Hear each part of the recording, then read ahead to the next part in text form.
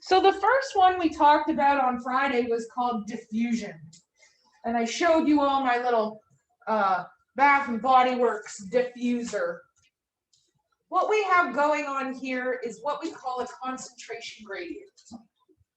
Things naturally move from a high to a low concentration. I think of myself back pre-COVID. I go back in the day when I used to be a Texans fan. I think I'm going to start following Arizona. I haven't quite decided if I'm going to make that change yet, although none of you follow football, so none of you care. Some of you do follow football? Go Colts. Sean.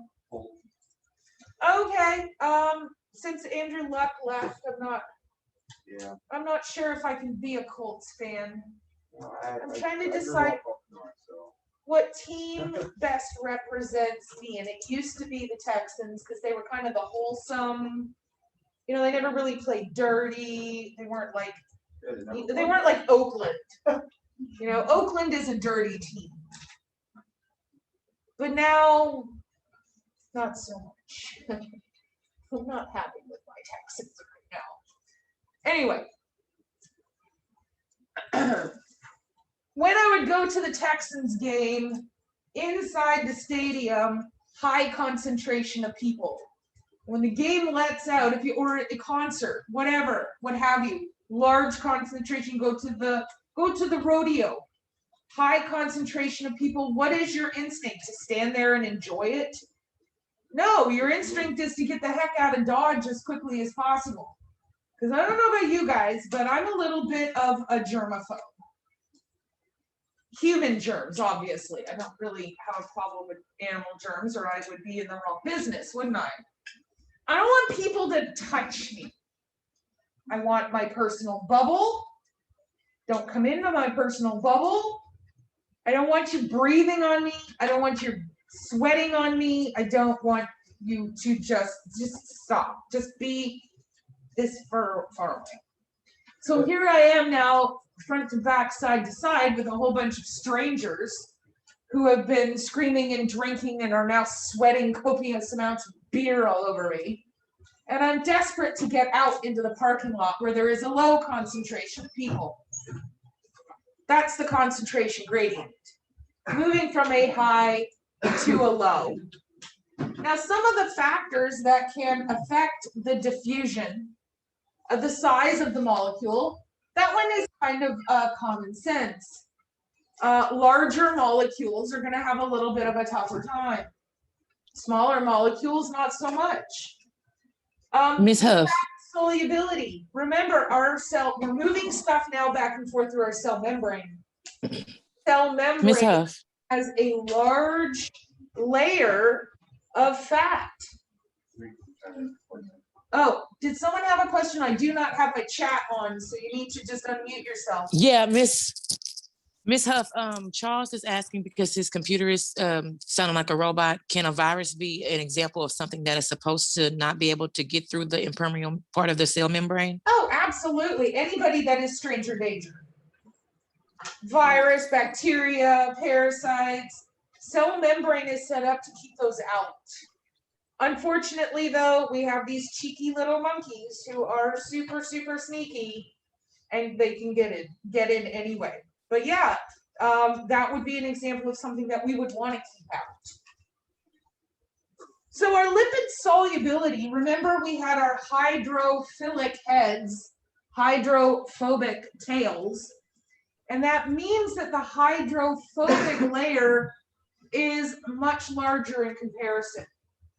So if I have fats pass very easily through fat. And so the lipid solubility is going to affect how easily is it for me to move back and forth through this cell membrane.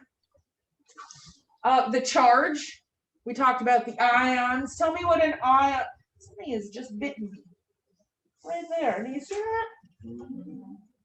I don't know what that is. It looks like a little spider or something like that. I don't think so. That hurts. Anyway, molecular charge. Someone tell me, what is it referred to if it has a positive charge? If we have a molecule with a positive charge, cation, and then a negative charge, anion, and then temperature. There's a reason why I have to plug in my diffuser, because heat will cause the molecules to get excited and move more rapidly. So those are the 4 factors that affect things diffusing using high to low concentration gradient.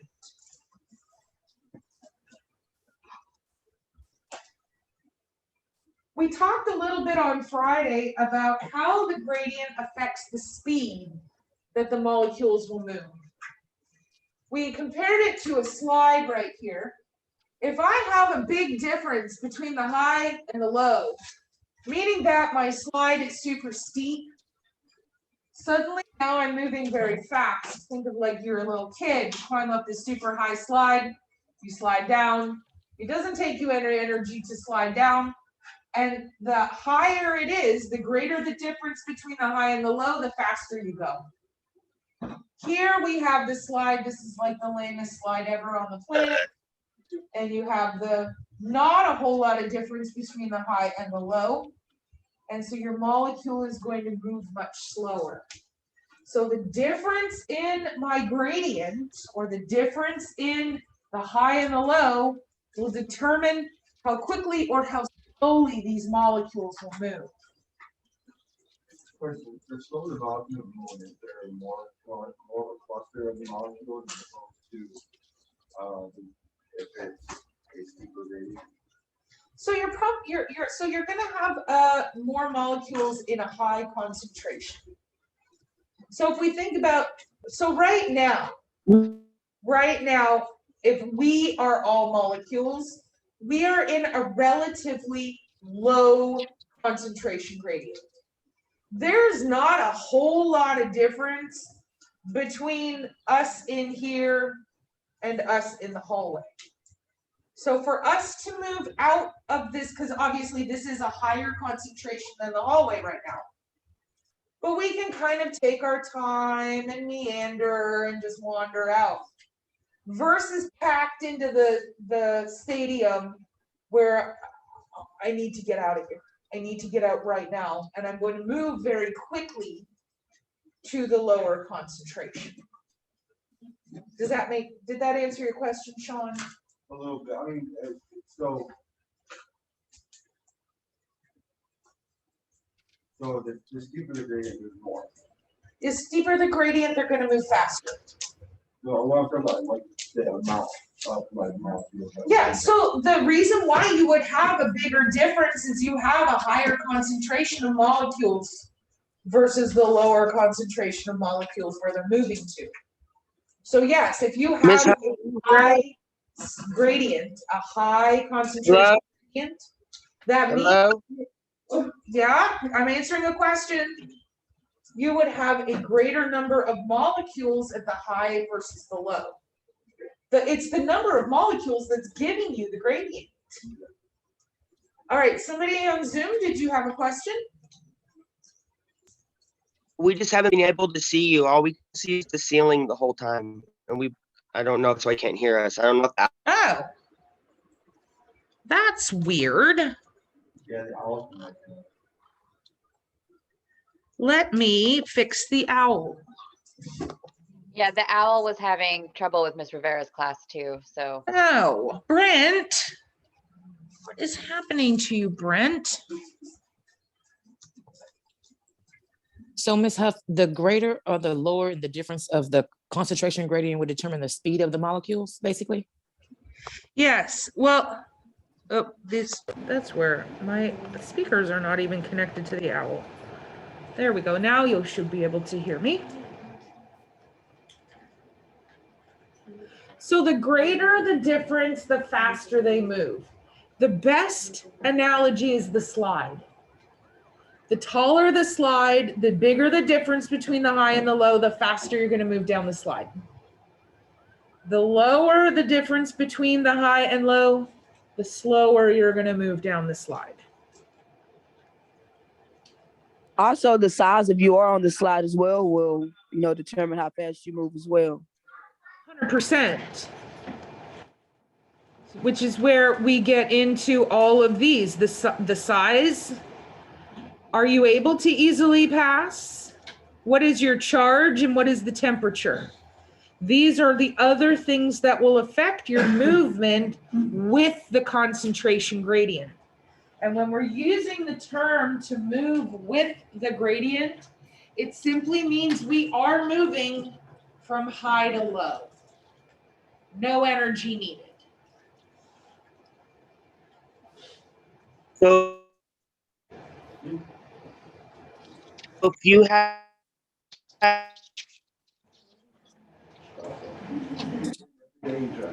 You're trying so hard, Charles.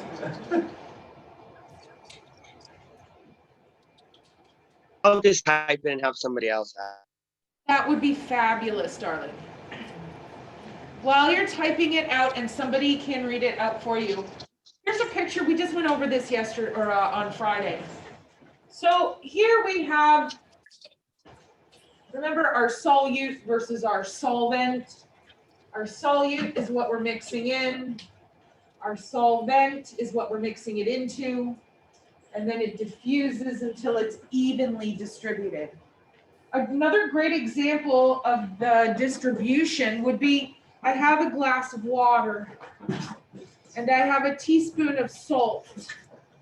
And I pour the salt in the water, it settles to the bottom. Where's the high concentration? At the bottom where the salt is. So what I can do is I can mix it up and then have the salt evenly distributed throughout. Doesn't have to be salt or water. It can be just a molecule of a smell. I think I discussed it all of you on Friday. When you smell something, it's because a molecule of that thing has gone into your sinus cavity and it has converted a message into an electrical impulse that is then interpreted by your brain. And that's where our reality, once again, is based in perception. Some of you like smells that other people don't. Some of them are controversial smells. And I'm not trying to call anyone out, but some of these, you either love them or you hate them, like the smell of gasoline. Right? The smell of a skunk. Any markers? Different markers. Some people take the top off of a new Sharpie and immediately take a nice big deep breath. Others take the top off and leave it on the table for an hour until the smell dissipates. It all depends. Why do you think there are 147,000 smells at Bath and Body Works? Because there's a little something for everyone. What I like, you might not like, and that's all about my brain's interpretation.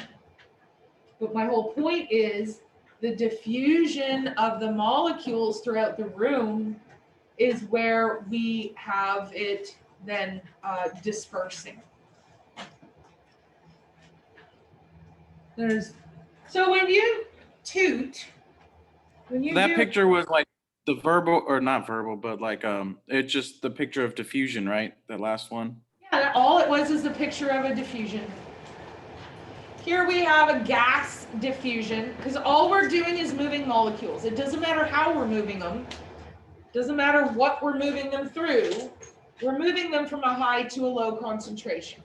So if I was a completely gross, uncouth person, and I did a big toot right now, and it's now this gaseous cloud concentrated around me, and then very high concentration of poo molecules, because you know when you smell a toot, what is molecules going in your nose? You have fecal molecules going into your sinus cavities. So I now have this huge cloud of fecal molecules around me, but then what starts to happen? They move from a high concentration to where? A lower concentration. So now you all enjoy the smell of huff. Get a little bit of huff to interpret in your brain. And that's another great example of diffusion from high to low.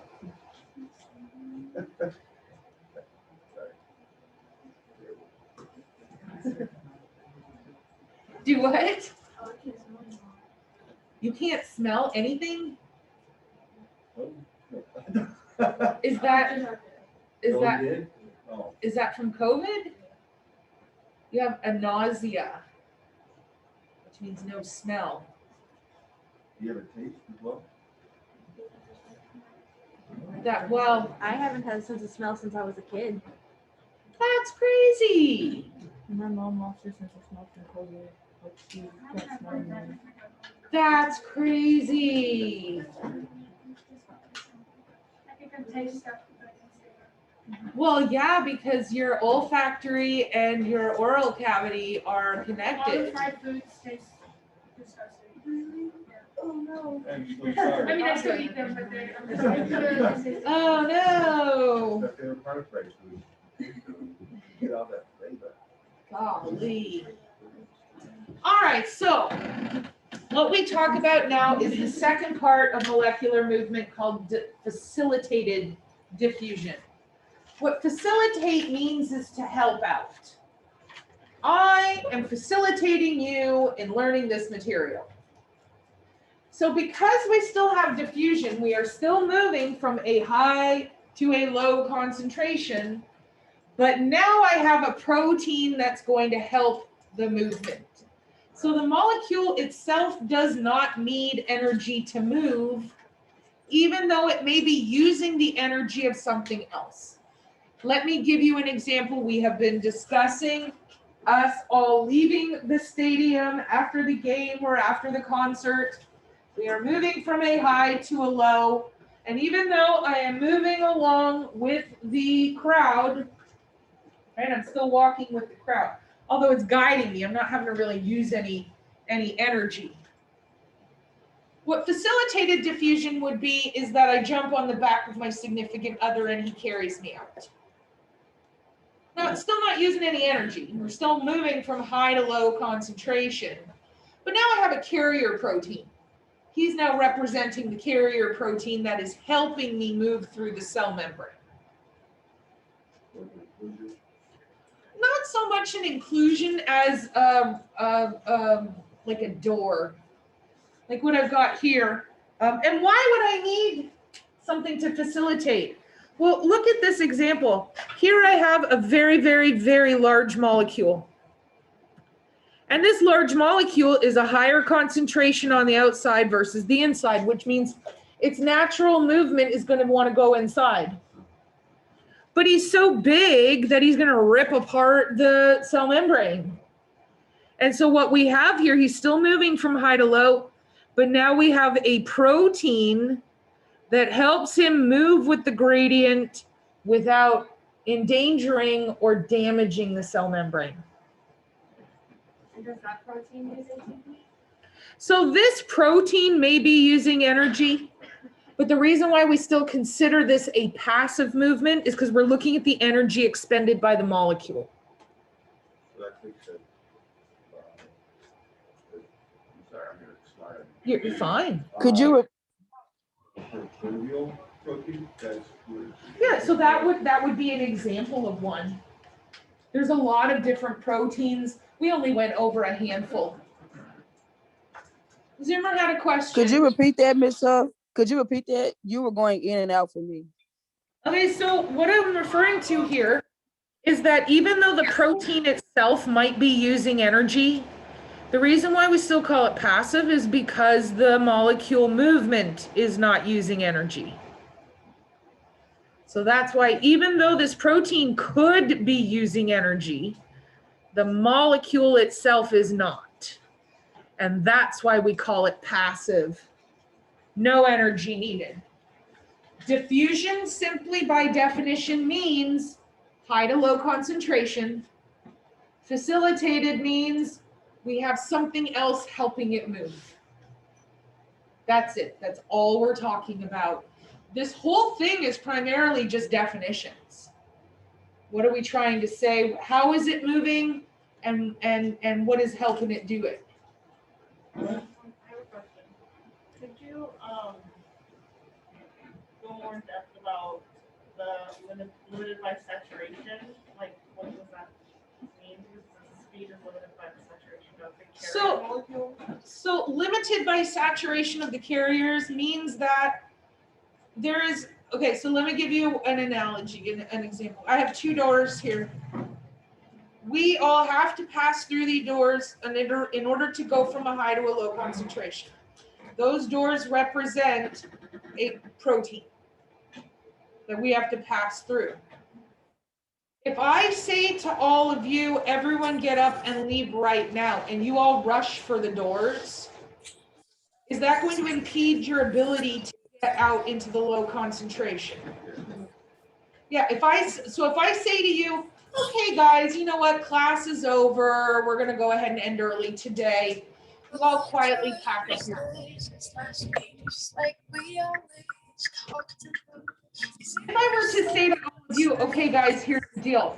I'm gonna count to 3, and the first 5 people out into the hallway are exempt from my midterm exam, and I'll give you 100%. Do you now see how even though the number of you changed? Guys, can you mute yourself? Ashley, Music while I am. Great.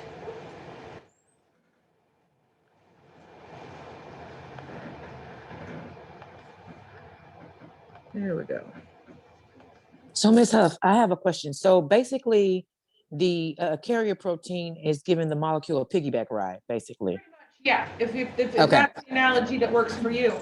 So, but do you see, when I say the speed is limited by saturation, saturation simply means how many guys are trying to get out of the door at once. So even though the number of U molecules has not changed, and the gradient, the concentration of U in here versus the concentration out there has not changed, and the number of doors has not changed, do you see how the speed of you all trying to move would in fact slow you down? Does that make sense? So no, I'm not, but I will never ever say, 1, 2, 3, first 5 people out there, because people are going to get killed. People will die. I don't want anyone to die on my watch. So here's just a photograph for you guys who are very visual. Simply put, my molecule needs assistance. So here I have my molecule moving down the stairs from high to low concentration, and we have a carrier who is facilitating the movement of that molecule, helping them down.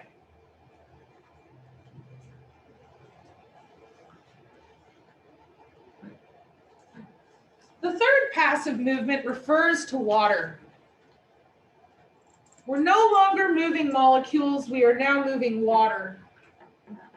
This is known as osmosis. Some of you may have heard this term before.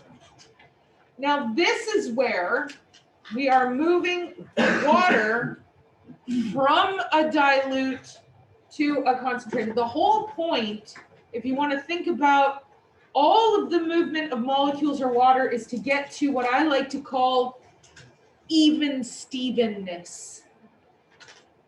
That's the whole point of everything, is to create balance. If I have a high concentration and a low concentration, I want those to be even. The even Stevenness of life. Now we're moving water. And so if I have a high concentration of molecules and a low concentration, I want these two concentrations to be even, which means that my water is going to flow to my high concentration to dilute it out and make it the same as the low. All we got to do is figure out how can we move whatever it is we're trying to move to give us even Stevenness. The molecules are not moving in this case. The molecules are staying exactly where they are. It is the water that is now moving to provide the balance. So this is where we are moving from a dilute to a concentrated so that we can dilute out the concentrated and make it even. So just be an example of like a red blood cell times 1.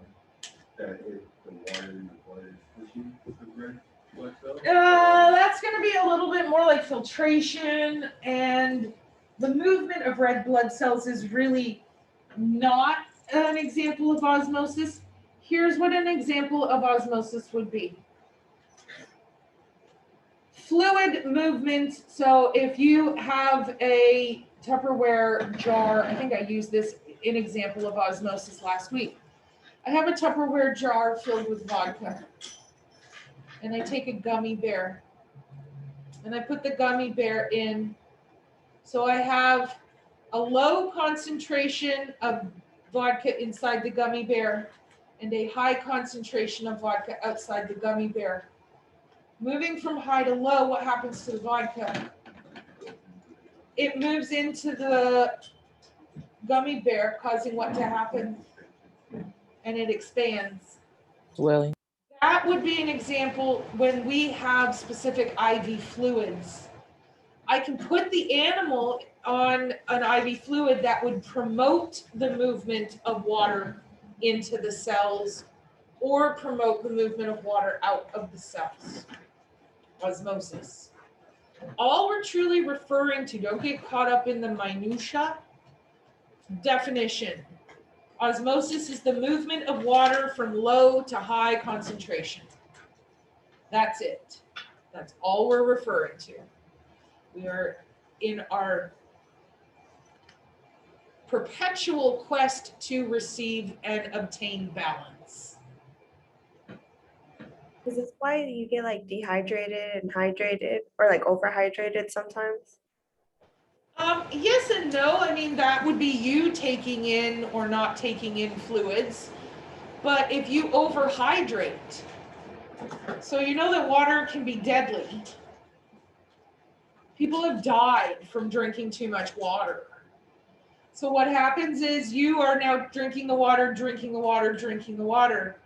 And you have a high concentration of water on the outside and a low on the inside, which means we're going to promote movement, changing the sizes of your cells, ultimately causing your death. Well, you're going to kill your kidneys, but that's a whole other thing. Do your cells get bigger? So, Water, that you're taking in? yeah, so depending So, on, just like we were talking. exactly.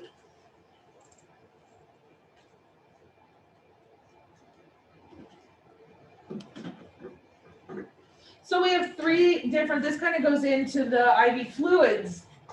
We have isotonic, iso meaning equal. Isotonic means that the concentration is the same on the outside as the inside, which would equal no movement. I have, and I have not, I need to fix that hypertonic. I have hypotonic. My visual learners here. Does this go for all three of what we've talked about? No, this is only osmosis. Because the other two, diffusion and facilitated diffusion, referring to the movement of molecules.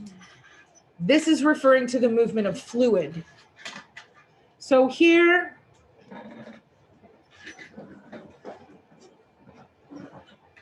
we have equal concentration in and out.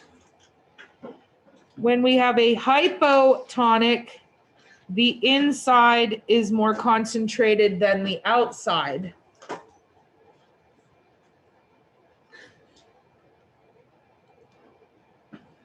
And then in a hyper, the outside is more concentrated than the inside. And this is what's going to cause the movement of fluid either in or out of the cell. So hypo, the inside is more concentrated than the outside. Hyper, the outside is more concentrated than the inside. Another analogy for those of you that this works for would be an airplane. You take the airplane up in the air and you have to pressurize the plane for why? So that the pressure on the inside of the plane is equal to the pressure on the outside of the plane. If this is my airplane and the pressure on the inside is more concentrated, my airplane is going to explode. And if the pressure on the outside is more concentrated, it's going to cause it to collapse. Same thing exact is happening here in our cells. Over movement can cause them to explode or implode, which exploding, imploding cells is not very good for your overall well-being. So like your eardrums, if you're going in, that's why they pop? Yeah, that's exactly why they pop, because you're pressurized, the inside of the plane is pressurizing. Well, your eardrums have normalized to the atmospheric pressure. And now as the pressure on the plane increases to match the pressure on the outside of the plane, it causes that popping in your ears. That's exactly it. So again, all we're talking about here, guys, is definitions.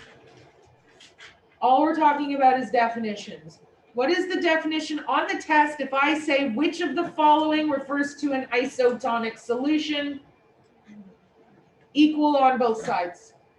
What is the definition of a hypotonic? The inside is more concentrated than the outside. Hypertonic, the outside is more concentrated than the inside. That's all I'm looking for. That's the depth to which I anticipate you're going to go. That's the depth to which I'm going to test you over this information. Although now I'm telling you exactly what's on the test, but you know what, that's okay. Half of you aren't listening to me anyway. So. Maybe I should just start yelling out random test questions. I just start doing that to make sure everybody. Yes, that would help us out. This is going to be on your test worded in almost an identical fashion to what I just said. The definition of hypotonic refers to, and then multiple choice. The inside and the outside of the cell are equal. The inside is more concentrated than the outside. The outside is more concentrated than the inside. Blue canoe. I don't know what the fourth one would be. I have to come up with a plausible yet incorrect answer. All of the above. All of the above. Oh, I love you. The above. Or none of the above. That's a good one. I might use that. So there you go. Everyone will get at least one question on the test correct. So this, Sean, is what you were kind of referring to as the blood pressure. That is going to affect the movement in and out. And this is known, just the terminology is oncotic pressure. Blood pressure can be changed due to either an increase in the number of cells, which would be an increase in the concentration, or an increase in the amount of fluid, causing a just, all blood pressure is literally what is the pressure on the inside of your blood vessels. If the blood pressure starts to go up, then I've altered the environment of the concentration, which is going to change the movement.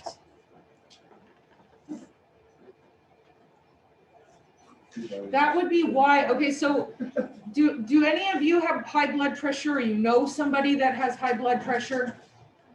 Yeah, what sometimes happens to your feet? They swell. Why are they swelling up? That's weird. Because your blood pressure is so high and your body, so now we're not talking specifically about movement inside and outside of a cell. We've gotten a little more grandiose, but the outcome is the same. My blood pressure is super high and my body is in a quest for what? To bring it from a Balance. high to a low. Yeah. And so my body is going to start moving the fluid from the high concentration, the high pressure, to a lower pressure into your tissue. And gravity works, which is why in a biped, it causes it to leak out into the tissues of your feet. So I think the vibe is relieving the pressure in the blood. That's all it is. It's achieving balance which in turn is exactly what we're talking about in relation to the movement in and out of a cell. So there you go. You got a dispensation. The fourth and final passive movement, meaning no energy needed, is filtration. This is where we have something forcing liquid and small molecules rather through a membrane. An absolutely perfect analogy of this is a coffee maker. Now, I'm not referring to the newfangled Keurig. I'm talking about old-fashioned Mr. Coffee. The kind with the pot, and you had to put the coffee filter in, and then you scoop the coffee into the coffee filter, and you fill the machine reservoir up with water, and the water goes up, cycles through the machine, and then pulls the coffee, technically pushes the coffee, through the filter into your cup. And the reason why you're getting now a nice hot cup of Joe is because the liquid and tiny molecules of coffee are now filtering through that membrane into your cup of coffee. That's filtration. The pressure I'm using can cause a difference. So think about if I'm going to use a Mr. Coffee and I don't put but maybe 2 teaspoons of water into the reservoir, is that going to make you a lovely hot cup of coffee? No, because the pressure is not there to force the molecules through the membrane. On the other side of that coin, what happens if I try to fill the coffee maker up with a fireman's hose? It's going to explode. So I need to have a perfect pressure balance in order to make that lovely cup of coffee. And that is all attributing to filtration. We can also go into what Sean was mentioning earlier about blood pressure and what we just talked about, the movement of fluid.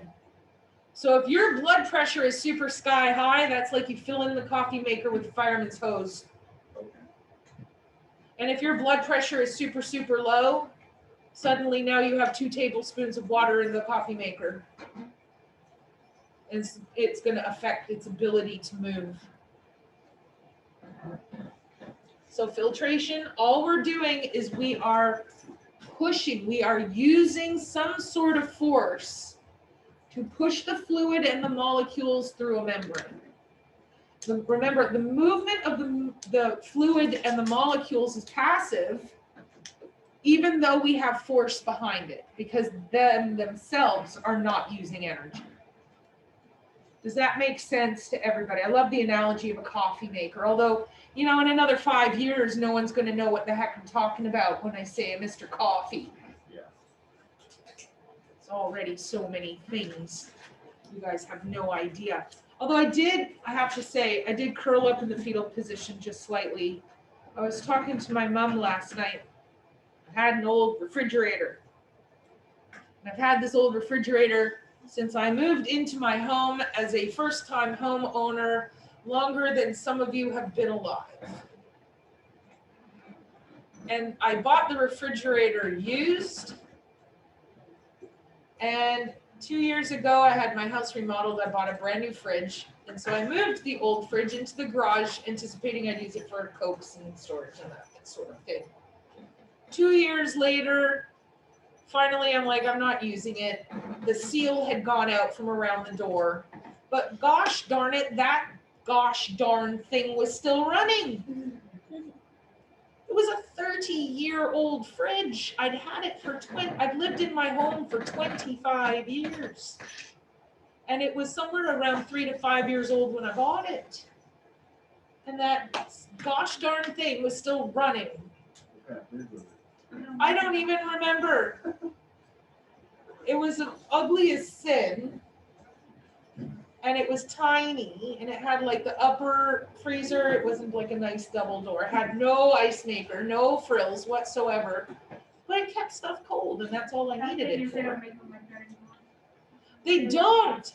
And so that gosh darn thing in my garage, where it's like 175 degrees in the summer, still gosh darn worked.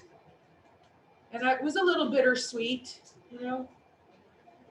He had a good life, served me well. It was time. Anyways, my whole point behind that was that, you know, I've had this fridge longer than many of you have been alive, and that makes me sad. Gives me traumatic stress.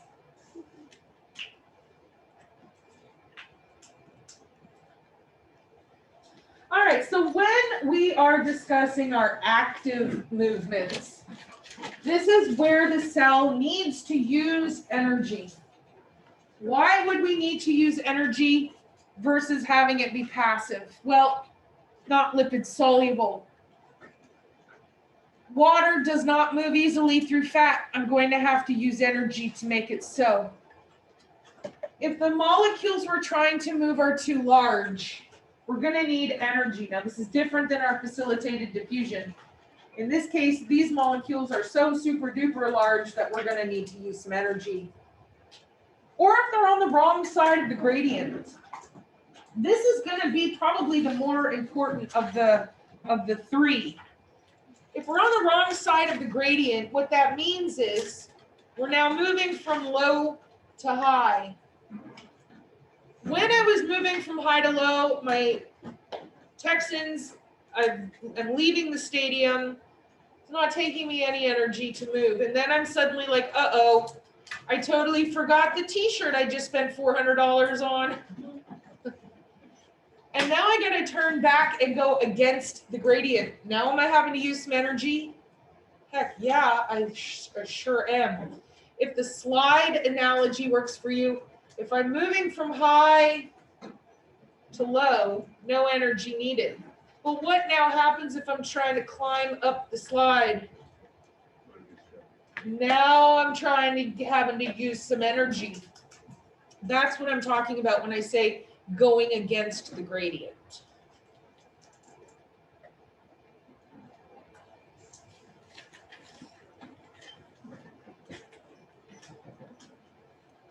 So some of our, of course I can go back. Absolutely. I'm sorry. I did not mean to go too fast.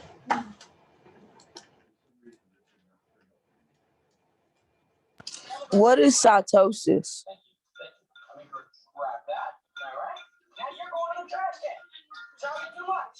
Or a condition of a cell.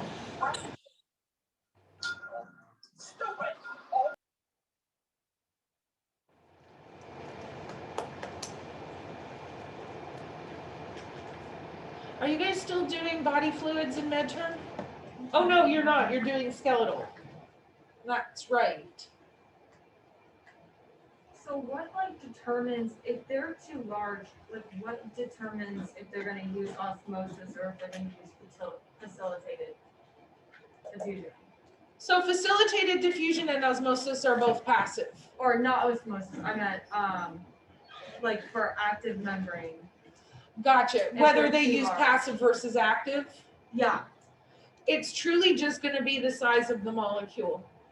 So right now, you and I are molecules that are easily able to pass through these doors. But what if I was someone who was 5 times as wide and 3 times as tall?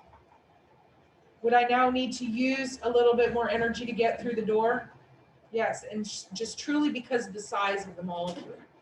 That will be what determines whether we are able to use passive versus active. So if they're like kind of big, they can use facilitated. Well, it diffusion? depends on the molecule and it depends on the cell. Okay. Because some cells, remember, the cell membrane is different for every cell, depending on what it's supposed to let in and out.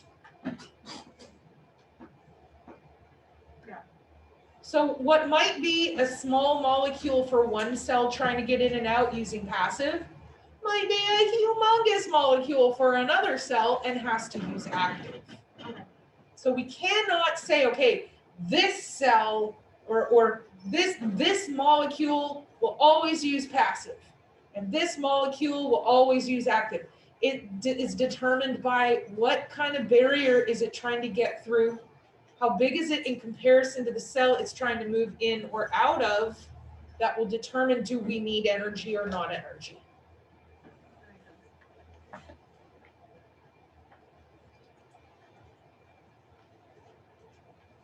So our active transport, remember we are using energy, and we have two more definitions. Again, just definitions, you guys. Symport. Well, what does the medical term sim mean?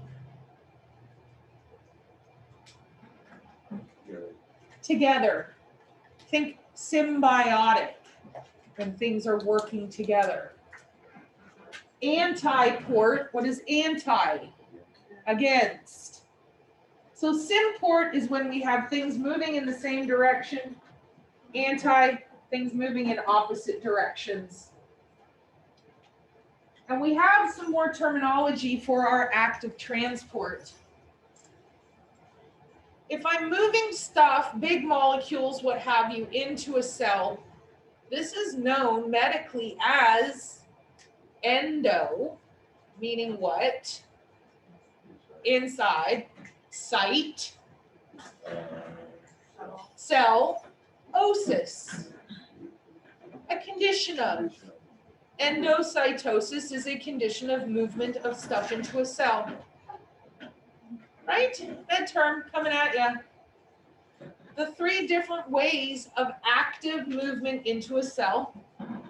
Phagio, and again, this is just med term, you guys. What is phagio or phago? Eating.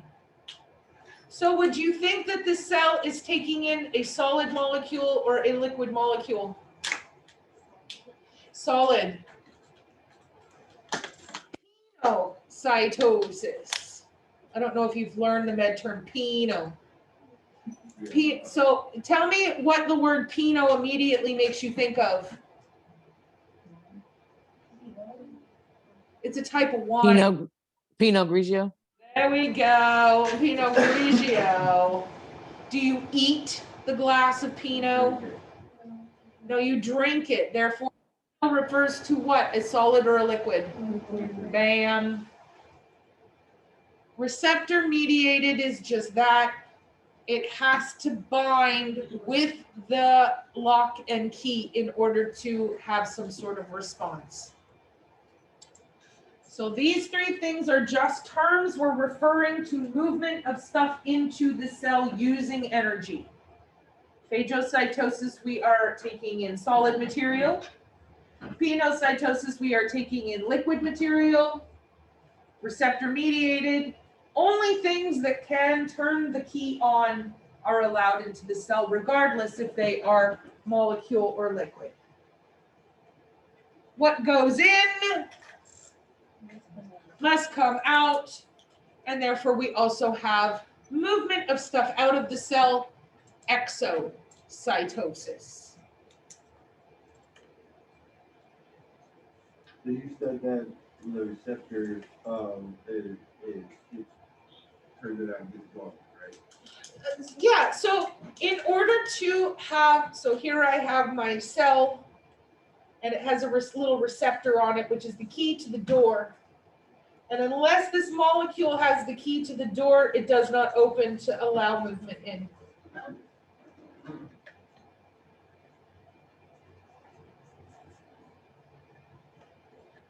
So if this is the cell, if this room is the cell, and you students are the molecules, I am the receptor because I am the one that has the key. And I have to put the key in the lock and open the door so that only you guys can come in. None of the other students are allowed in here. Not right now. So therefore, this door is specific for you molecules, and I'm the one that had to open it. That's a receptor mediated. Thank you.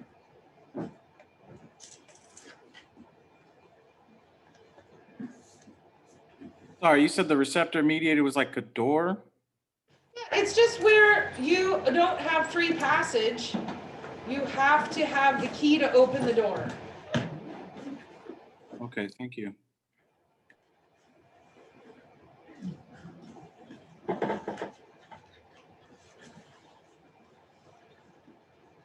I'll give you guys a minute. You're still furiously right. What other questions can I answer? I know we've done a lot of material today. Wonderful job to everyone. I want to make sure everyone is on the bus. Don't get yourself, as I said, bogged down. All we're really truly talking about is we're rationalizing definitions here. That's it. That's all we're doing. I need a little more clarification on substances moving in opposite directions. Is that like some are going into the cell and some are going out at Yep. the same time? Exactly. Oh, That's exactly what's happening. Which is going to affect the movement of both. Because if you think about, if all of you get up and leave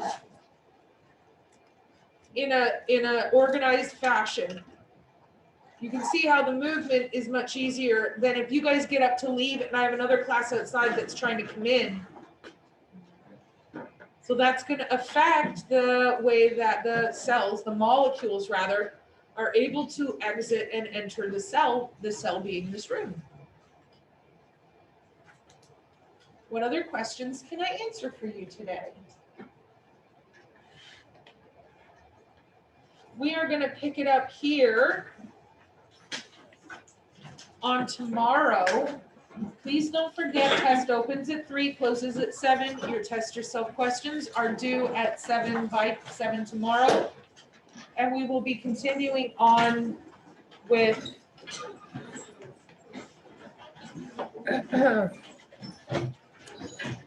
movement.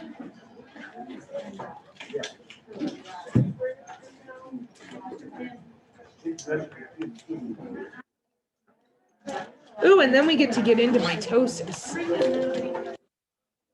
That's exciting. All right, you guys have a most wonderful day.